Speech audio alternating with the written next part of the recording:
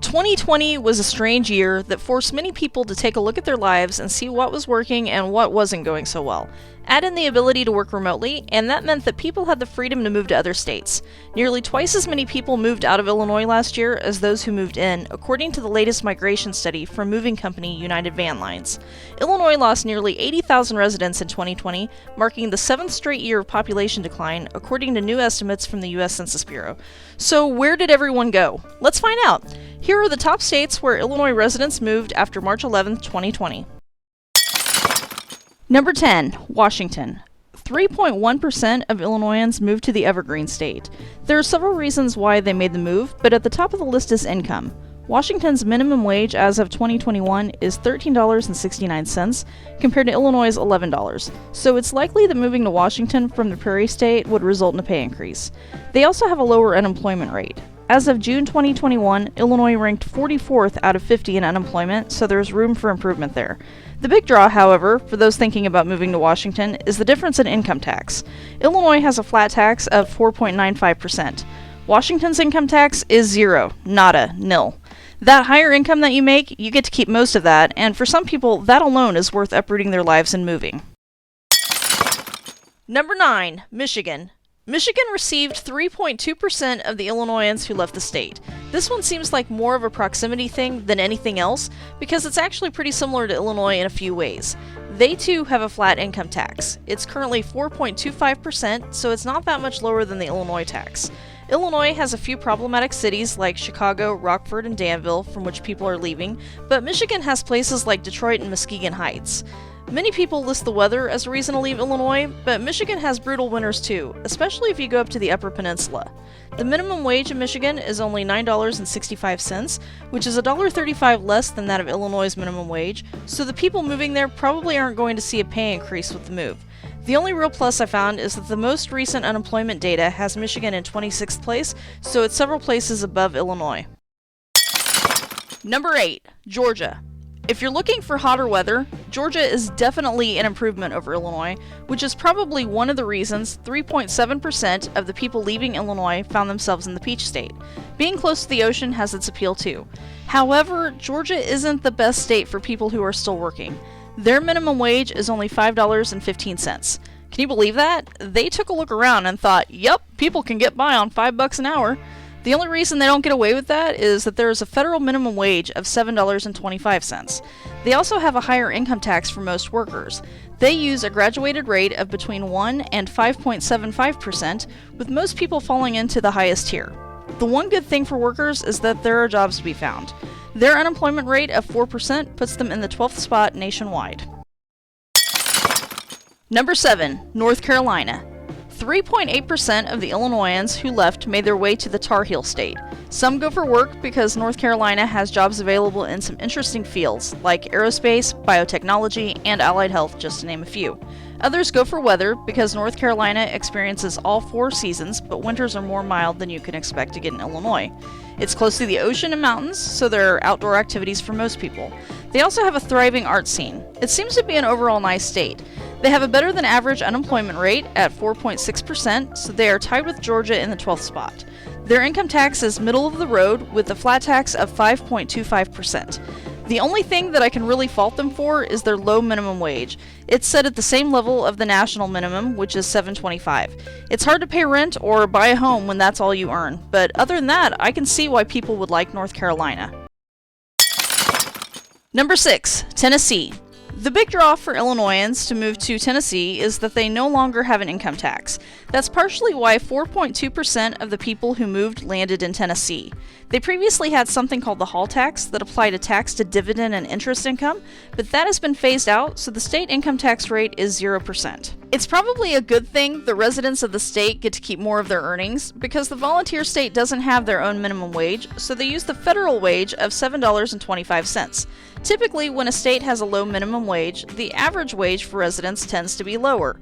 According to ZipRecruiter, as of July 2021, the average hourly wage for Tennessee is $15.68. In 2019, Business.org did a study in which they ranked which states were the best and which were the worst when it came to pay. Tennessee was in the group of worst states at number 42.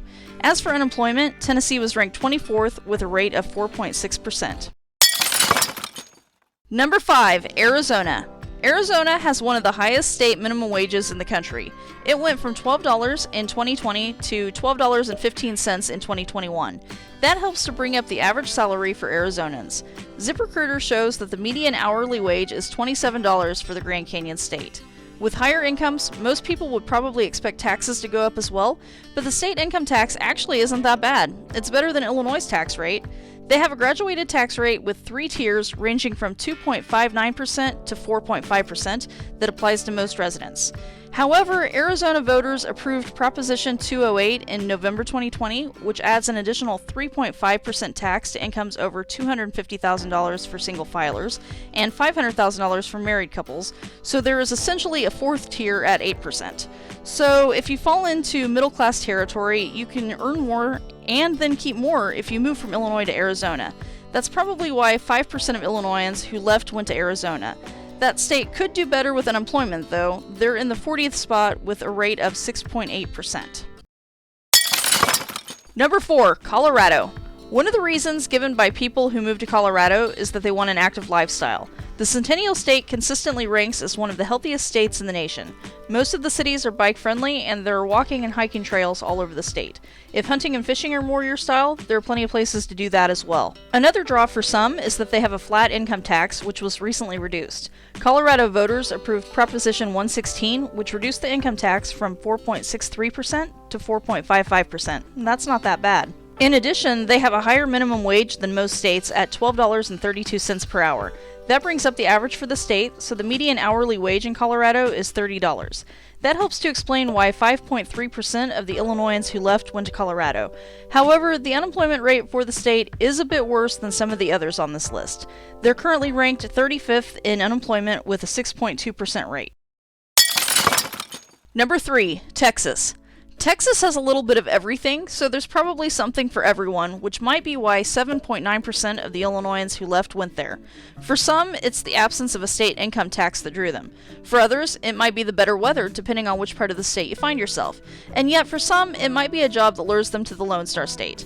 Although, if you're going for a job, I suggest that you have it lined up before you go, because Texas ranks 38th in unemployment with a rate of 6.5%, and they have a minimum wage that matches the national rate of $7.25.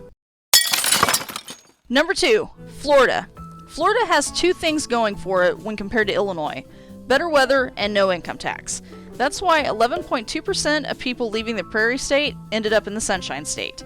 When you don't have to pay into the state, you can afford to live on a little bit less money, but fortunately for the people living there, the minimum wage has recently been set to go up from $8.56 to $10 per hour starting September 30th, 2021. When it comes to finding a job, Florida is right in the middle in terms of unemployment rates. They're ranked number 26 with a 5% unemployment rate. Between the sunshine, outdoor activities, and no income tax, I can see why Florida is a top pick for some. I personally wouldn't pick it because my pale skin wouldn't survive. SPF 1000 isn't strong enough. They say that redheads are sunshine mixed with a little hurricane though, and that could also describe Florida, so I guess I have something in common with the state. And number 1, California. California is the land of dreamers. It always has been and probably always will be. In the 1800s, people set out for the Golden State to find gold. Today, they go to find fame and fortune in Hollywood or in Silicon Valley. But there are also people who go for work in other industries, better weather, to be close to family, to attend school, or for a variety of other reasons. 12.8% of people who left Illinois moved to California. I can't say I blame them. If I could afford to, I probably would move there too, but I find that I don't like renting and the housing market there is just too expensive for me. I would have to live in a van down by the river. Right now, there are a lot of people in that boat in California. They have a 7.7% unemployment rate as of June, which puts them in the 46th spot. However, if you can find a job there, you'll probably make more than you would in Illinois. They have a weird minimum wage rule. Employers with more than 26 employees have to pay a minimum wage of $14. Those with 1 to 25 employees have to pay at least $13. However, some cities have their own minimum wage requirements, so there is a broad range across the state. The highest wage is $16.84 in the city of Emeryville. Of course, when you make more money, the state wants its share of the profits. They have a graduated tax rate ranging from 1% to 13.3%. Unfortunately, it isn't just the rich people who are paying the higher taxes. If you were single and have an income of $50,000, that would place you in the 8% bracket, which seems high to me, but then again, I'm used to the 4.95% tax in Illinois. If you had to choose from one of the states on this list to move to, which would it be? If I had to pick, I would probably go with Washington, but North Carolina would be a close second. I hope you liked this video. If so, show the love by booping the like button. Thank you so much for watching. Until next time, I remain stuck in the cornfield.